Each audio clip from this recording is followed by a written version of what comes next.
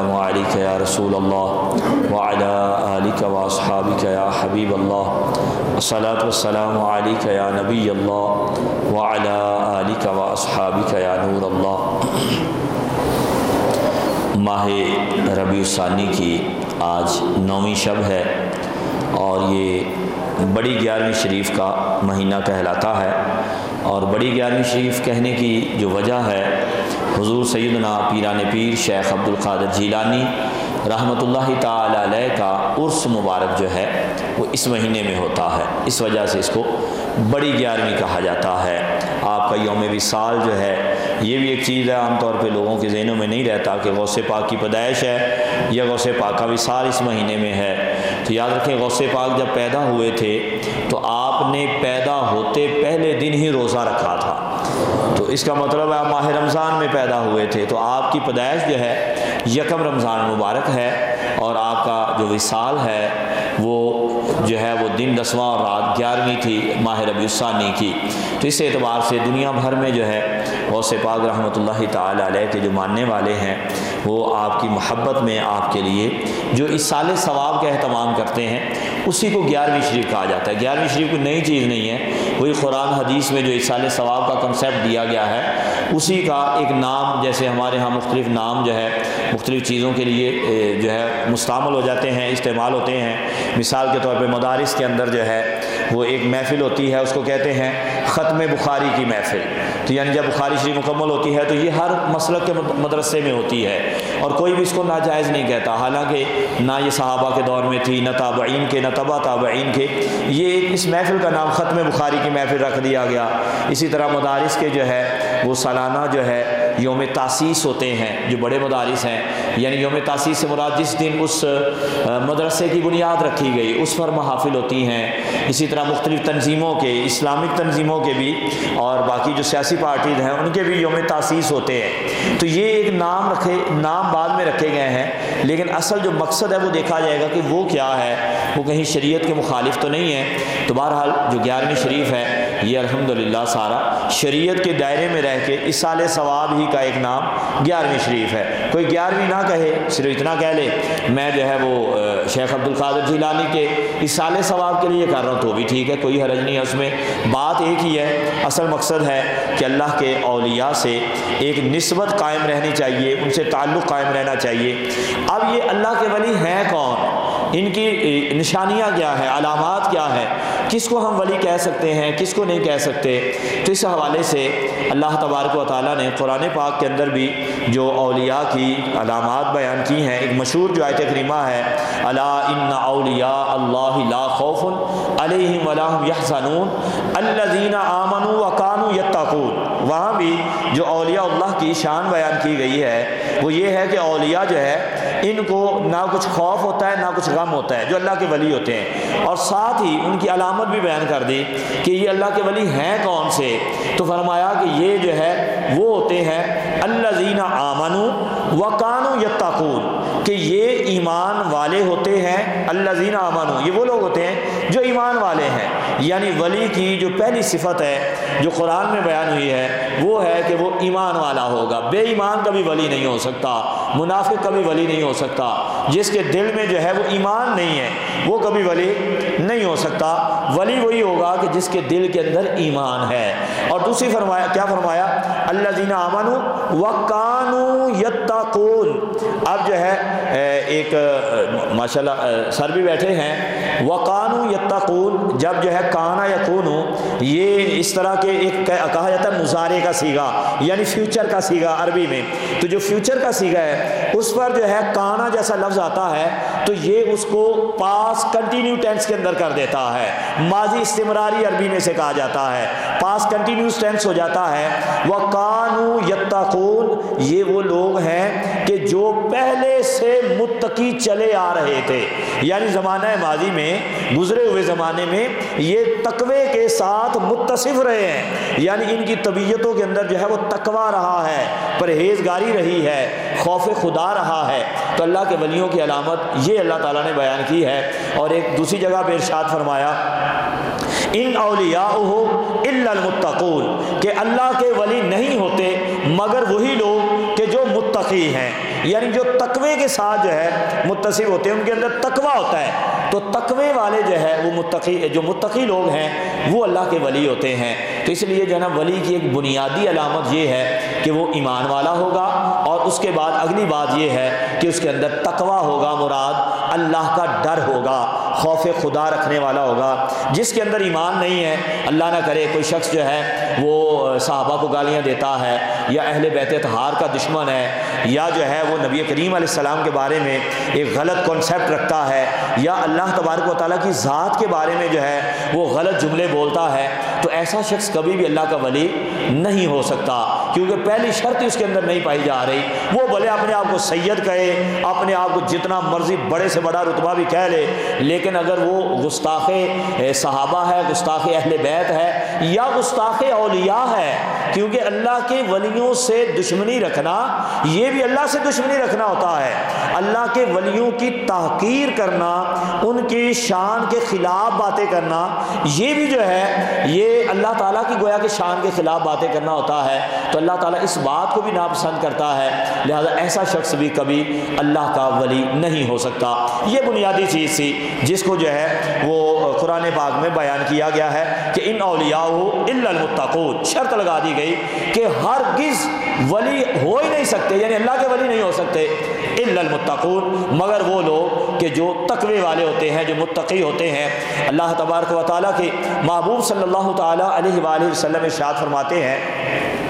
کچھ لوگ ایسے ہوتے ہیں، مسلم شریف کی حدیث ہے، فرمایا کچھ لوگ ایسے ہوتے ہیں بظاہر پراگندہ بال ہوتے ہیں، یعنی کوئی ایسا جو ہے نا بہت ایک تمہیں بڑے صاف ستھرے نظر آتے ہوں، ایسے ظاہری طور پہ نہیں ہوتے، بلکہ ارشاد فرمایا کہ ان کے بالوں میں بعض اوقات گرد و غبار ہوتا ہے، یعنی تو داڑھی میں دیکھو گے تو گرد و غبار جو ہے وہ ہٹا ہوا ہوگا، جنہیں دروازوں سے دھتکار دیا جاتا ہے، یعنی جو وہ کسی سے ملنے جاتے ہیں، لوگ کہتے ہیں یار بندہ نہیں صحیح گا، یعنی جس کو اپنے لان پاندہ ہی نہیں پتا، تو یہ جو ہے نا وہ نیک کہاں سے ہو سکتا ہے، یعنی انہیں فرمایا دروازوں سے دھتکار دیا جاتا ہے، مگر اللہ کی قسم اٹھا کر اگر وہ کچھ کہہ دیں اللہ ان کی بات کو ضرور پورا فرماتا ہے۔ یعنی ان کا یہ اللہ کے ولی کی علامت یہ بھی بیان کی گئی ہے کہ ضروری نہیں ہے کہ اللہ کا ولی وہی ہوگا کہ جو بڑی اعلیٰ مسند پہ بیٹھا ہوا ہوگا، جو کسی بڑی جو ہے وہ آستانے کا گدی نشین ہوگا، جو کسی بڑے پیر صاحب کی اولاد ہوگا، وہی جو ہے وہ اللہ کا ولی ہو سکتا ہے۔ اللہ کا ولی جو ہے وہ اللہ تعالیٰ نے بعض اوقات عام بندوں کے اندر بھی اپنے ولیوں کو چھپایا ہوا ہوتا ہے۔ ایک اور حدیث پاک میں ہے، نبی کریم صلی اللہ تعالیٰ علیہ وآلہ وسلم نے ارشاد فرمایا ان اللہ یحب الابرار،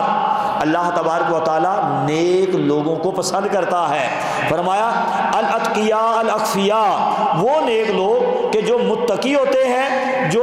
چھپے ہوئے ہوتے ہیں، اخفیاء مخفی ہوتے ہیں، چھپے ہوئے ہوتے ہیں، پتہ نہیں ہوتا کہ یہ اللہ کا ولی ہے، یہ کون ہے۔ الذین اذا غابوا لم یفتقدوا، فرمایا کہ یہ وہ ہوتے ہیں کبھی غائب ہو جائیں، یعنی آ رہے ہیں تو آ رہے ہیں، لوگ ان کو دیکھنے مل جل رہے ہیں، نہیں آ رہے تو نہیں آ رہے، کوئی ان کا پوچھتا نہیں فلانا بندہ کدھر گیا بھائی، آج کل وہ نظر نہیں آ رہا، ان کا کوئی پوچھنے والا نہیں ہوتا، یعنی ظاہری طور پہ ان کے کوئی بہت زیادہ لوگوں سے الیک سلیک بھی نہیں ہوتی، لوگ ان کا بہت زیادہ کو پوچھتے ہوں، ان کو اہمیت دی جاتی ہو، آسان لفظوں میں کہہ لیں کہ بہت زیادہ اہمیت بھی نہیں دی جاتی، وہ ایسے لوگ ہوتے ہیں۔ وَإِنْ حَضَرُوا لَمْ يَدْعُوا، فرمایا کہ اگر وہ کہیں حاضر ہو جائیں یعنی آ جائیں، پھر بھی کوئی اتنا ان کو پوچھتا نہیں، کوئی دعوت نہیں کرتا، دعوت کرنی ہے میری کریں گے، ان کی کریں گے، اس کی کریں گے، یعنی جو ہے ان کی دعوت کوئی نہیں کرے گا، وہ ایسے سادے سے لوگ ہوتے ہیں۔ فرمایا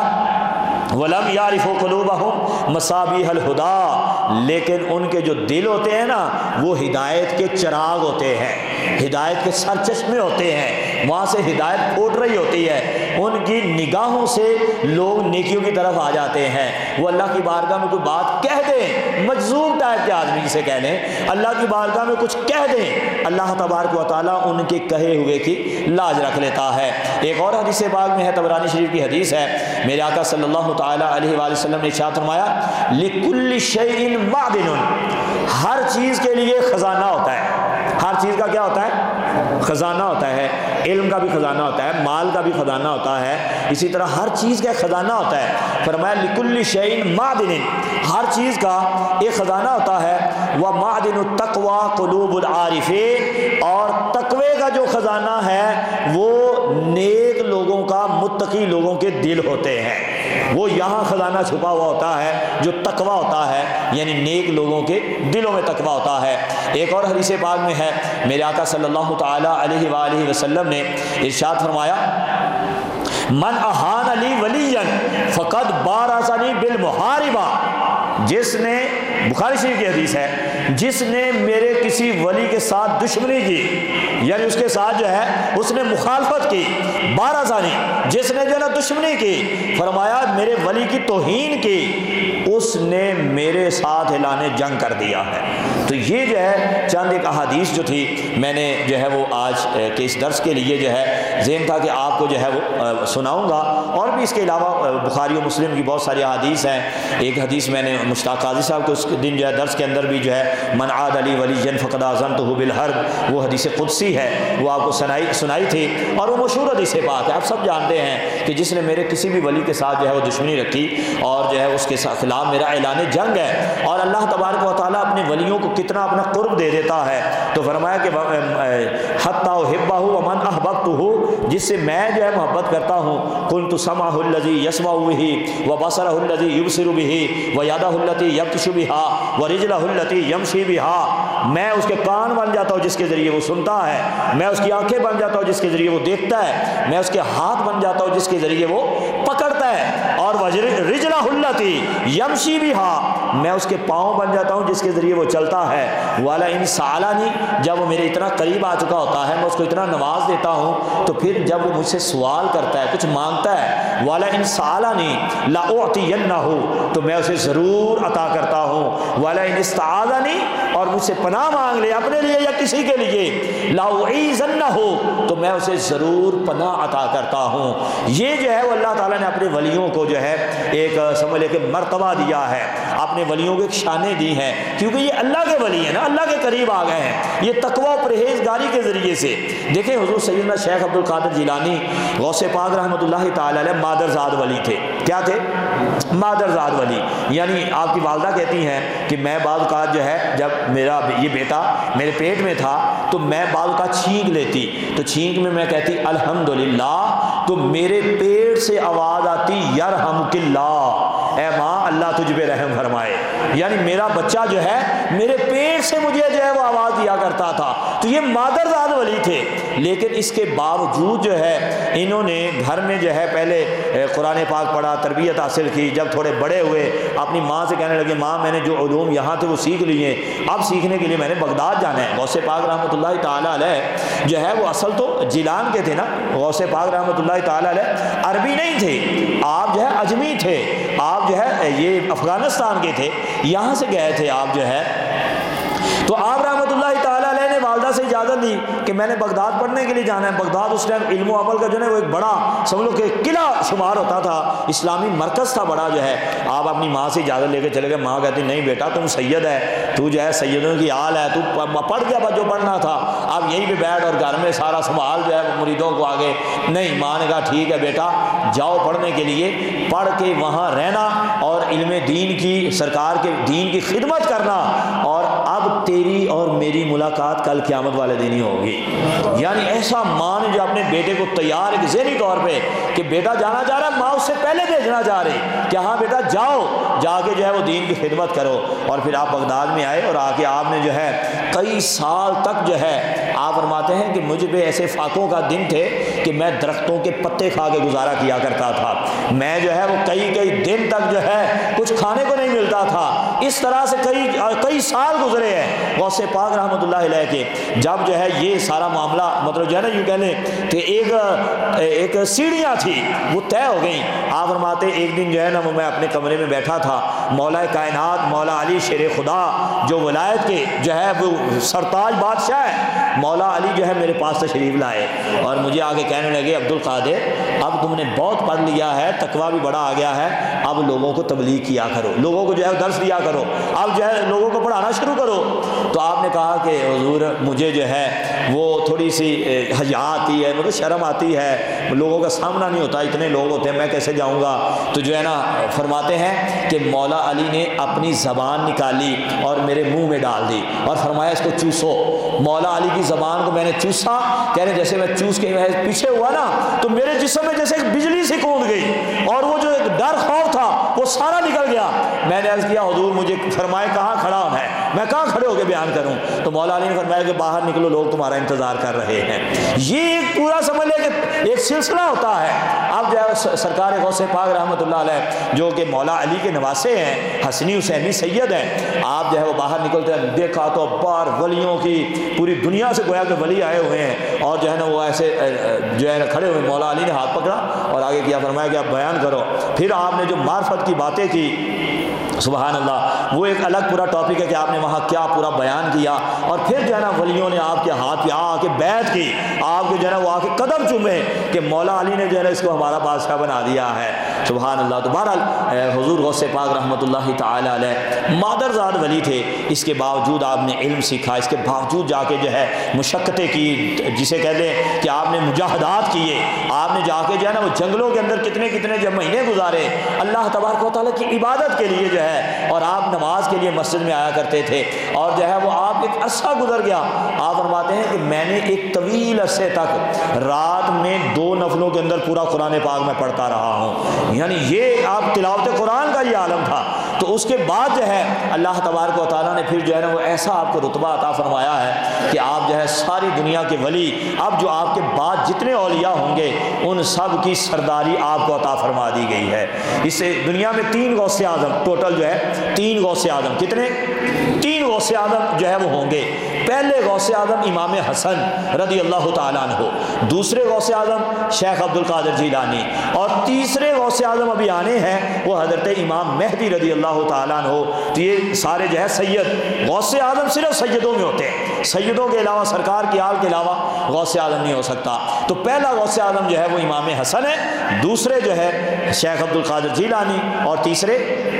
حضرت امام مہدی جو قیامت کے قریب آئیں گے، تو وہ بھی غوث اعظم ہوں گے۔ تو حضرت امام مہدی کے آنے تک پوری دنیا کے اولیاء کے سردار حضور سیدنا شیخ عبد القادر جیلانی ہیں۔ یہ حسنی حسینی سید، یہ آل رسول، یہ مولا علی کی اولاد جو ہے، انہوں نے جو ہے وہ بغداد کے اندر بیٹھ کے جو ہے وہ دین کا کام اس طرح سے کیا۔ اب چونکہ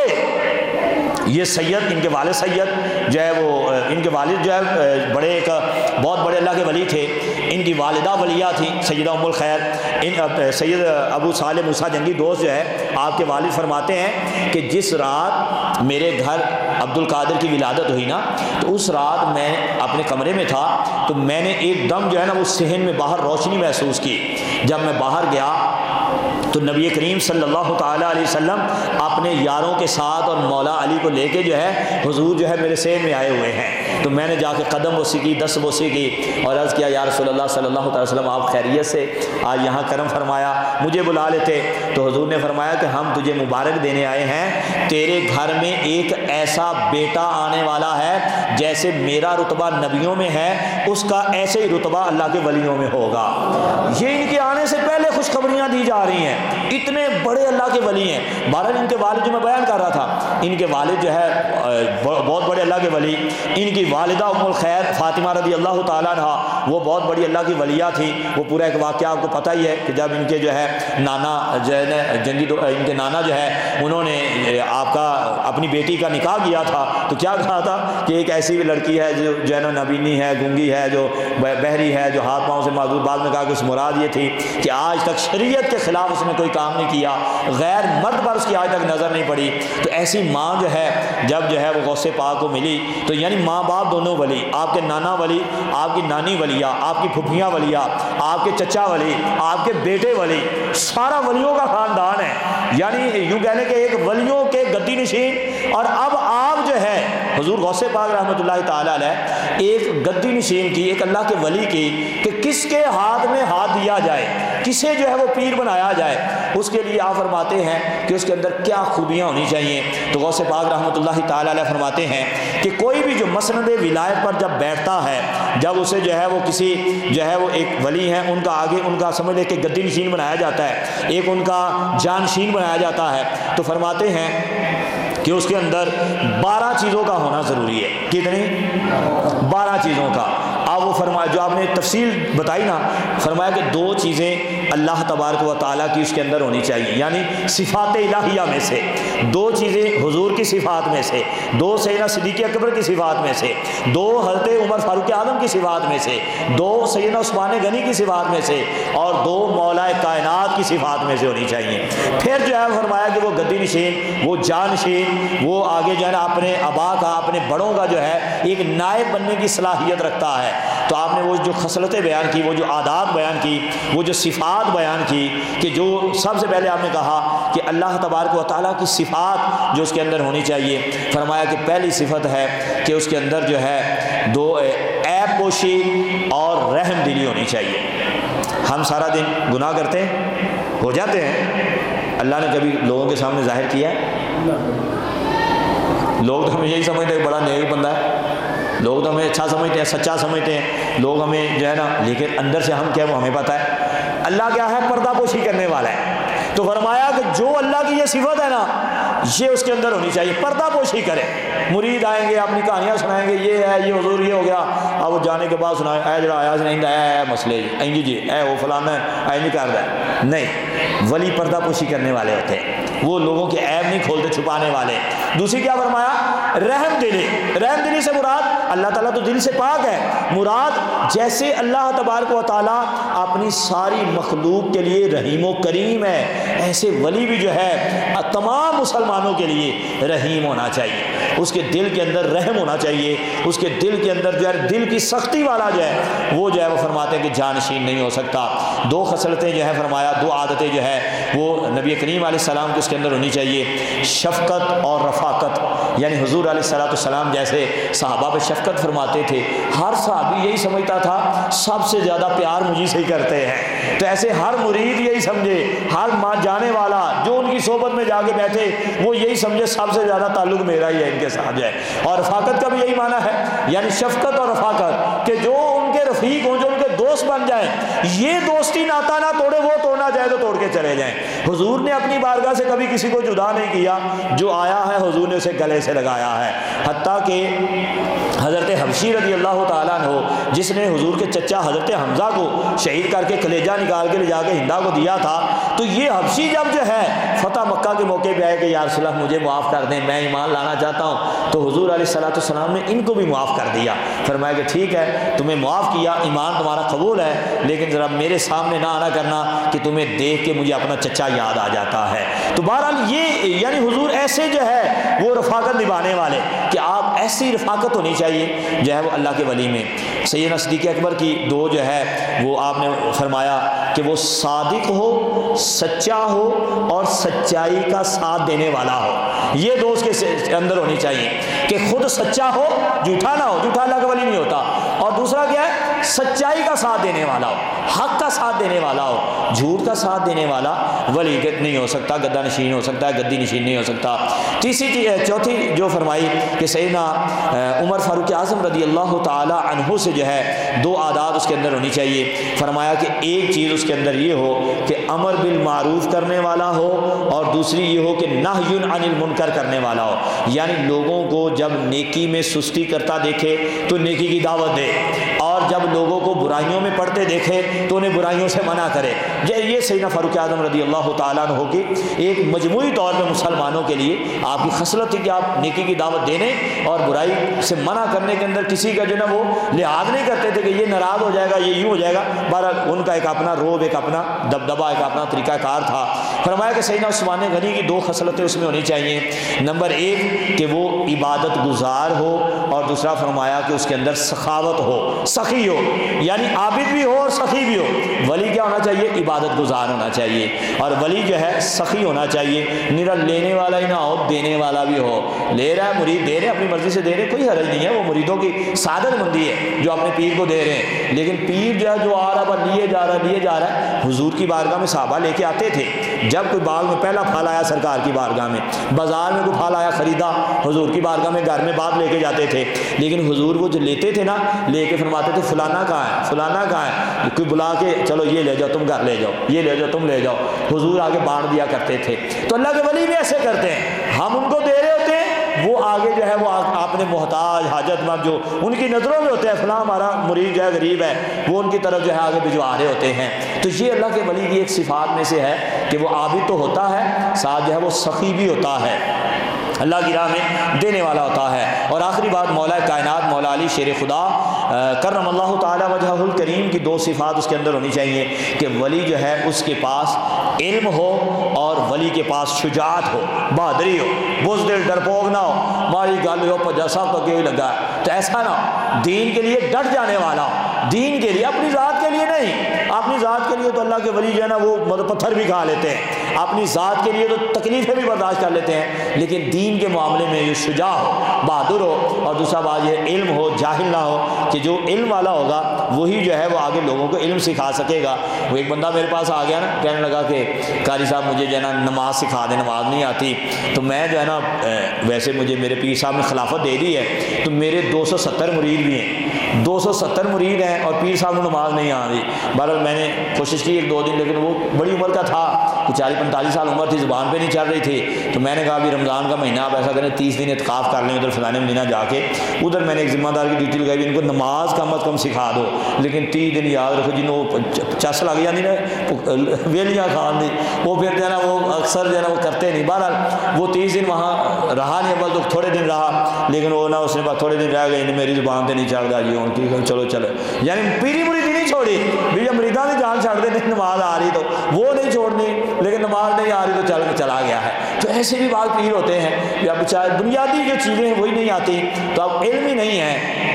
پاکی ناپاکی کا پتہ نہیں ہے، اب جو ہے وہ آ جاتے ہیں گھروں میں منجیاں پٹھیاں کرو جی، سارے پٹھیاں منجیاں سے بہ جاؤ، پیر صاحب سیدھی منجی سے بیٹھ گئے۔ ایسے بھی جو ہے نا وہ لوگ ہمارے ہاں جو ہے نا پیر بنے ہوئے ہیں۔ بہرحال بنیادی چیزوں کا علم، میں یہ نہیں کہہ رہا کہ پیر کے لیے کو عالم ہونا، مفتی ہونا ایسا ضروری نہیں ہے، لیکن جو بنیادی چیزیں ہیں دین کی، ان کی معلومات ہونا، جسے ضروریات دین کہتے ہیں، جو اپنی ضرورت کے مسائل ہیں، کم از کم وہ تو اس کو آتے ہوں، نماز ہے، روزہ ہے، حج ہے، زکوٰۃ ہے، استنجا وضو کے مسائل ہیں، پاکی ناپاکی کے مسائل ہیں، نکاح کے، طلاق کے، بچوں کے، یہ جو بنیادی چیزیں ہیں، خرید و فروخت کے جو مسئلے اس کے اپنی ضرورت کے ہیں، اتنے تو آنے چاہیے نا۔ تو یہ علم ہونا جو ہے وہ ضروری ہے۔ اللہ تبارک و تعالی ہم سب کو ان چیزوں کو یاد رکھنے اور ان پر عمل کرنے کی توفیق عطا فرمائے۔ اب یہ نہیں ہے کہ کوئی ایسا گدی نشین ہو ہم ان کے پیچھے جا کے پڑھ جائیں، یار یہ تو فلانا نہیں کرتا، فلانا نہیں کرتا، یہ ہماری ذمہ داری نہیں، غوث پاک نے بیان کر دی ہے، یہ ان کی ذمہ داری، وہ ان کو پڑھیں اور اپنے اندر جو ہے ان چیزوں کو لانے کی کوشش کریں۔ اگر ان چیزوں میں کسی میں کمی باتیں ہیں اس کو بہتری لانے کی کوشش کریں، اور جو ہم میں سے جو ولی بننا چاہتا ہے تو یہ چند ایک صفات قرآن نے بیان کی ہیں جو میں نے آپ کے سامنے چند ایک ان میں سے بیان کی، اور بھی بہت ساری ہیں، ان میں سے چند ایک بیان کی، احادیث کی چند ایک باتیں بیان کی، اور غوث پاک کے یہ 12 چیزیں میں نے بیان کی ہیں۔ اللہ تبارک و تعالی ہمیں بھی ان کی پاسداری کرنے کی توفیق عطا فرمائے، آمین بجاہ النبی الامین صلی اللہ تعالی علیہ وسلم۔ کسی کے ذہن میں کوئی سوال ہو اس حوالے سے یا ویسے اس سے ہٹ کے کوئی پوچھنا ہو تو پوچھ سکتے ہیں۔